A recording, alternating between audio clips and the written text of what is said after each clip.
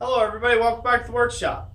So today I am going to be experimenting a little bit with Super Quench. I thank you all for watching this video. Hopefully you're going to like it.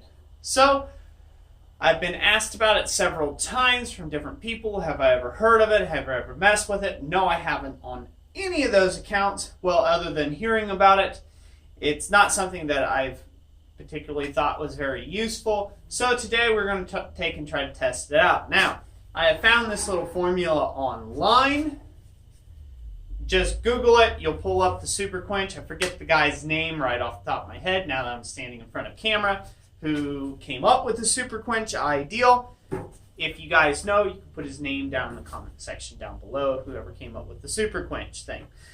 But essentially it goes like this. It's about 5 parts water and then like one part soap, dish liquid soap, 1 part simple green, and 5 parts salt.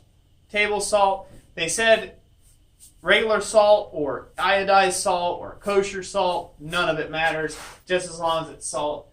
So we're going to take and give this a take and try today. So to not do any sort of tricks, what I plan on doing is taking 3 simple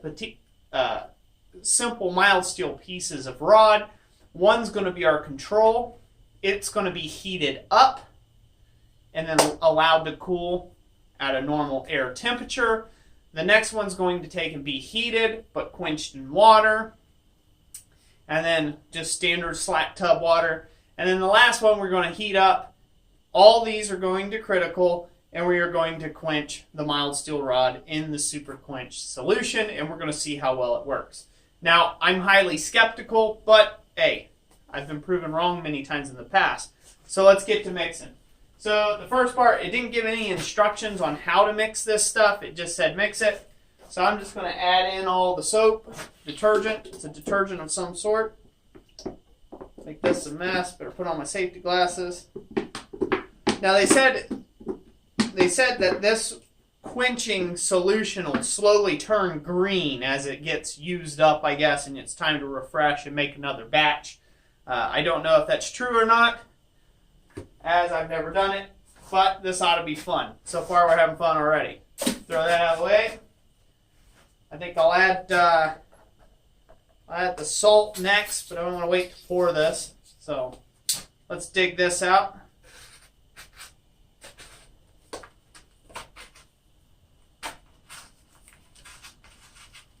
There we go. Good enough. We'll add salt to the mix. There's 1.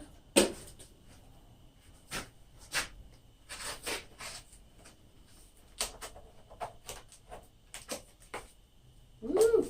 Lost a blade. Good way to cut yourself. Gotta watch it. Oh, I should probably say don't do anything that you see me do in this video. There's your safety warning. There's a second bit of salt. Now I'm very interested, everybody, to see if this actually works. If it does, it could be a very handy thing to use on all sorts of mild steel of all sorts, because I use mild steel tooling a lot. In my work, I do not feel hardness, or as a blacksmith, I don't feel hardness of material when it comes to tooling and stuff. Is really a necessity. What I'm looking for here is toughness. I feel like when you're blacksmithing, the biggest importance is to take and have toughness of the material after it's all said and done, and not hardness of the material. Now, of course, that changes a little bit when you're needing stuff to take and engage cold steel, things like that, chiseling, things that are engaging stuff like chasing work and stuff. You definitely need something hard. But in that case, I just use the traditional method of hardening and tempering, and I don't mess around or monkey around too much with it. But this is already turning out very interesting. It's kind of like an aqua blue color. I don't think the camera can see that just yet, but I'll bring you all in closer here in the next shot. And then the last bit here is this simple green. Now, it said for 5 gallons of water. This is a 5-gallon bucket, and I emptied out a little to make room for the gallon or so, yeah, the gallon worth of simple green that I'm going to be taking and putting in it. I'm going to add the simple green, fill it on up here. As you can tell, this makes up quite a bit of this mixture. So if you're space conscious in your shop and you need a smaller solution, you'll just have to do it to like I said, 5 parts water, 1 part simple green, whatever that is in that ratio, and 5 parts salt, and then just 1 part Dawn dish liquid. Hopefully that makes sense. So we got it all together, and then I guess the last but not least, it said to take and mix it. So I'm going to mix it with this. It's dirty. All the salt's at the bottom. It says you're supposed to mix before use, so I'm assuming you're supposed to do this every time before you quench something to get the solution really mixed through. As you can tell, this is a full bucket now. That's a lot of salt. 5 pounds of salt is a lot of salt. We'll just mix this up and we'll see what goes on here. I don't know how mixed up you have to take and have this, but we'll see. So for those that don't know what Super Quench is supposed to be, Super Quench is supposed to be a way of breaking the Linfrost effect that happens on the steel, or the air bubbling that protects the steel when you quench. Kind of like swishing the steel around in the water. And it's supposed to do such a good job of that, that stuff like mild steel, even with as low of a carbon content as mild steel has, is supposed to see an effect of being able to harden up a little bit or become more brittle than what it normally would be on it left on its own. So, I'm not a metallurgist. I would think if all you have is a certain percentage carbon, you wouldn't be able to take and actually get it any harder. You may be able to make the piece more brittle or larger grain structure and trap a larger grain structure. I don't know necessarily whether that indicates hardness. Now, I do not have a hardness checker or tester that I can do that. So this is going to be purely just for the heck of it. So I've got that all mixed up. And yeah, I'll be right back with you here in just a second after I got my pieces cut and heated up. And we're going to go and we're going to test the quench. Okay everyone, so I got all 3 of my pieces completely cut. I'm just adjusting my torch here. These are all cut from the same piece of bar stock. We are going to do one that is just sits there and regular and heating approximately 2 inches on the end of each piece. And I'm using the torch to take and try to control the heat as evenly as possible for our control test.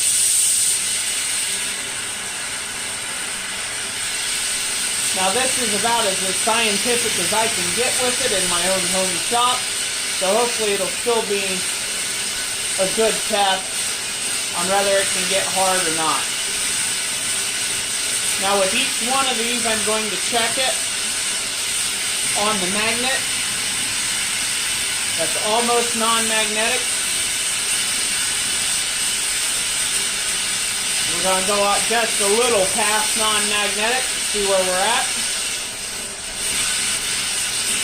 So here we go, that's non-magnetic. So we're going to just set that right over the hardy hole if we can, so that way the block ain't cooling it unnecessarily. So now we'll go ahead and heat up this other piece. This piece is going to be water quench.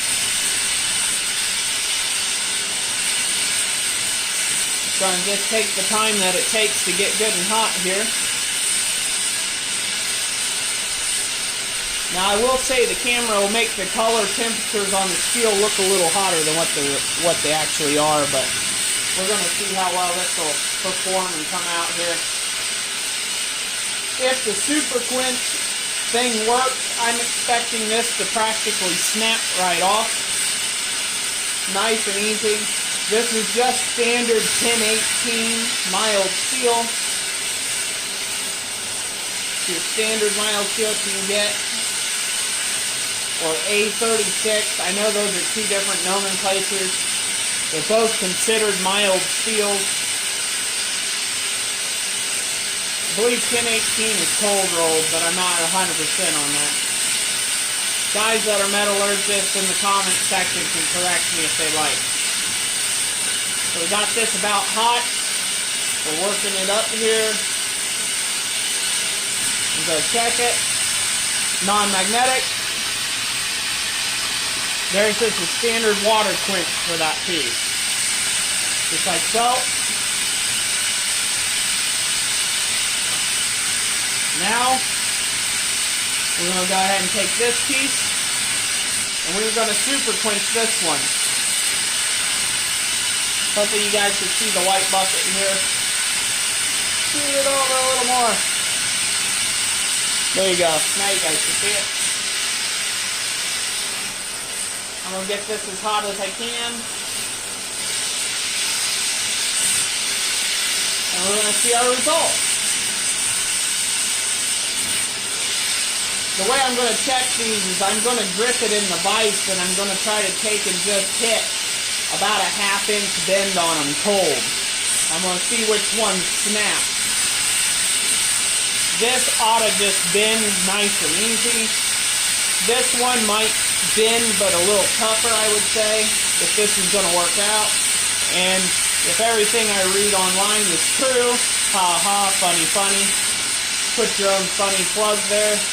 This one should just snap off. Indicating, once again, supposed to be hardness. I think it just indicates enlarged drain growth capture, but we'll see how well that goes. I got these roughly all about the same temperature. Get it good. Heat it up. We're almost there. Non-magnetic. And right around. Quenched it in the bucket. It did seem... We'll turn that off. It did seem to sizzle out quicker than what the water did. So, there we go. So let's go over to the vise now. I'll get reset up, and I'm going to do a file test on each one, and then a bend test. Okie doke. First up, this is just the mild steel as heated to critical, and then cooled slowly. Let's put some soft jaws in here. Grip this a little tighter. Okay.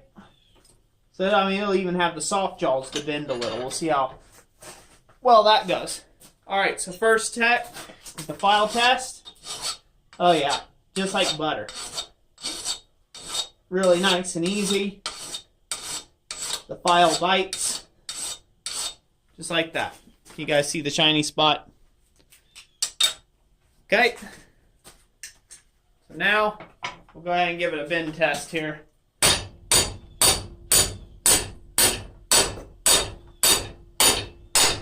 There you go. Nice and easy. Right on over. So that was just our control.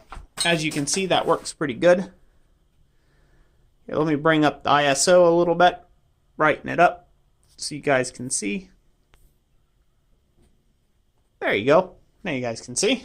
Hopefully that's good. So there's our control. Now we're going to do the one in water right here. Now if you notice, some of the surface scale popped a little bit and kind of created some of that grayness there. I've heard that's one way you can tell that something's hardened up. Once again, we'll put it in roughly about a ½ inch or so sticking out, maybe just a little bit more. We're going to give it a file test. It's a little more skatey, I would say, but that was really for just the surface. Now it's pretty soft. Now it's definitely biting. I would say this is like you get it from the factory. Not really a big change in the bend test. Definitely resistant to bending. Let's try that up a little higher and see if we can't get that bend to go.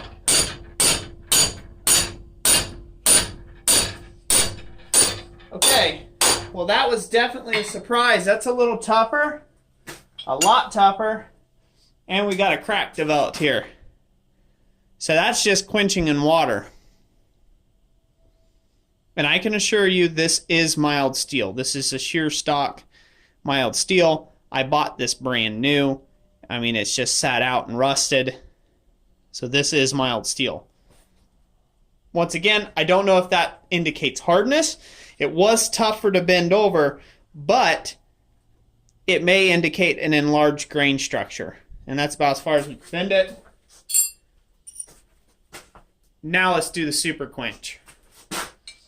If the Super Quench is all that it's cracked up to be, then this file, same file, still should just skate.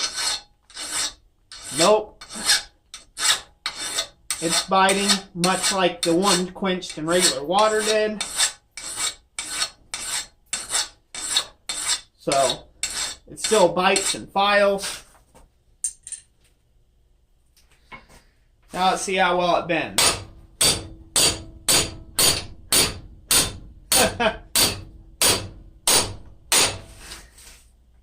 That actually bent easier than what the one did in just pure water.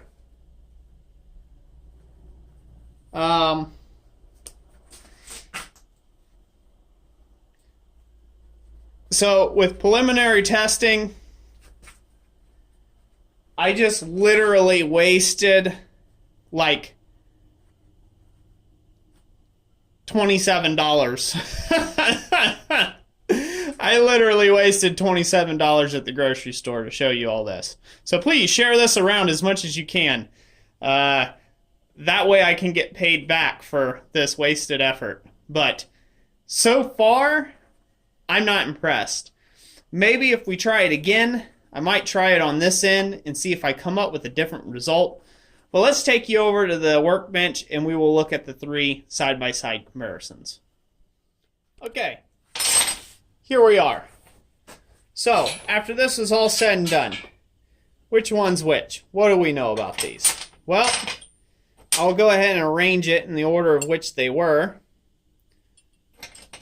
Yep, that's all correct. So, alright, this is how we tested these.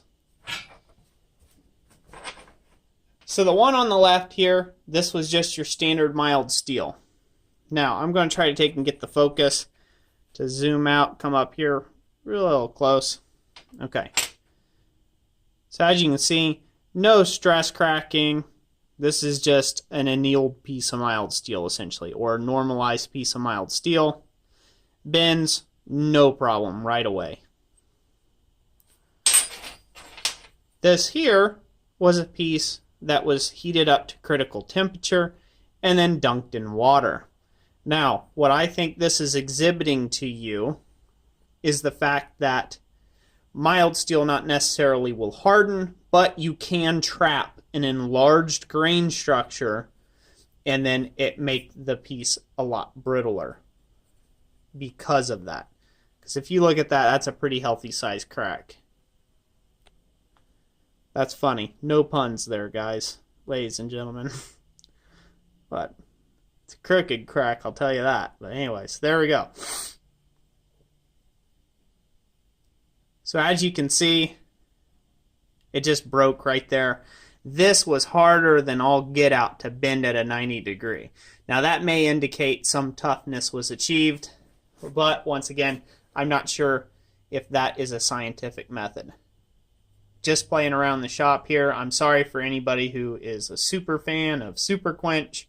Maybe I got the ratios wrong, but like I said, this is the one that I pulled up. It was the first result on Google for Super Quench, so I did that.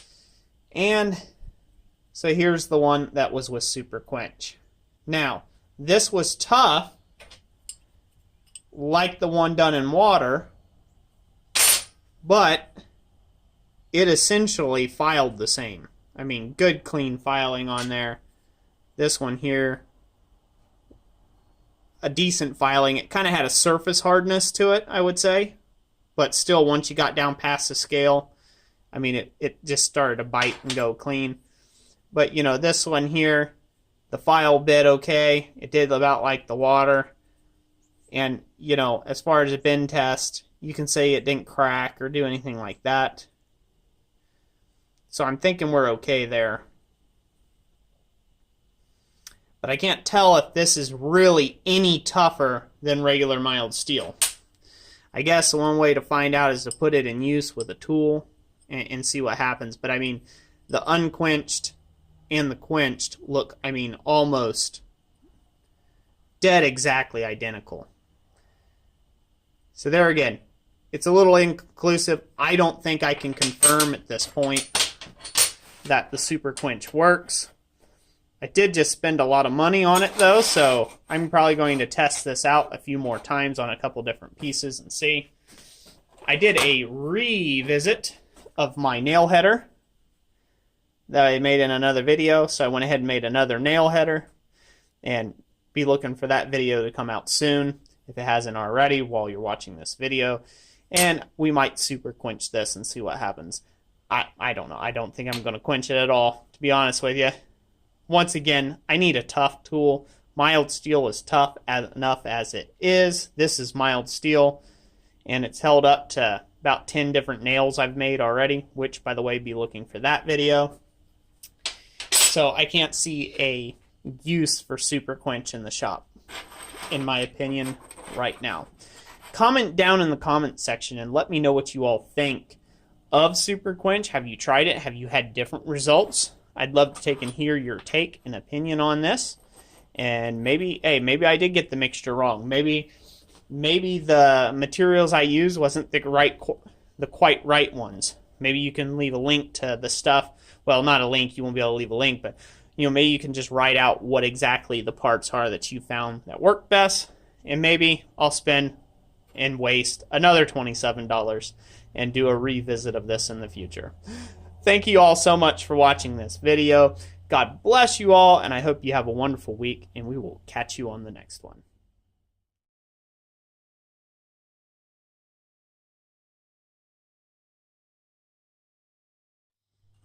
Okay, everyone, this is a little bonus feature here for all those that decided to stay around and just not click right off the video. Quick little update. So something very interesting after I finished filming this video. I tried a little test, a very small test, but it's literally on the same piece of mild steel rod. This is just a piece of hot rolled mild steel bar. And I wanted to see, okay, so the forging ability, the bending and stuff, it didn't really seem like it had much of an effect in a file. It really didn't skate. It was still able to take and bite into the material. It didn't seem like a whole lot there. But what I find very interesting is I heated this bar up. This is 1/2 inch square bar, or 12.5 square mil bar. And the thing that I've noticed, let me go over here and try to focus in for you guys. Okay. So the thing that I noticed is this part here was done in the Super Quench. And I forged on it with a 3-pound hammer. And it was very tough to take and a lot of rebound. And this was done cold. This was done cold. And you can see how it barely has any deformation. You know, swelling, fish mouthing, or anything like that. As opposed to this side of the bar, which was not, you can see that it's kind of went like kind of cockeyed. It's got fish mouthing, things of that nature. And this was just as forged. So essentially this was just plain mild steel without any actual treatment done to it, just straight from the factory. And you can see there's a lot more movement out of this piece than there is this piece. So it was definitely tougher forging on this than what it was forging on this. So I'm going to put this in the bag as going to be continued. For anybody who watched this in little part of this video, you guys got the little sneak peek. I will be revisiting this in the future, because if it does create a nice, tough tool, I'm totally digging it. If it doesn't create a tough tool, like I said before, I wasted about $27 on materials. So, that's it for now. Thank you all for watching this video once again. And yeah, we'll catch you on the next one. To be continued.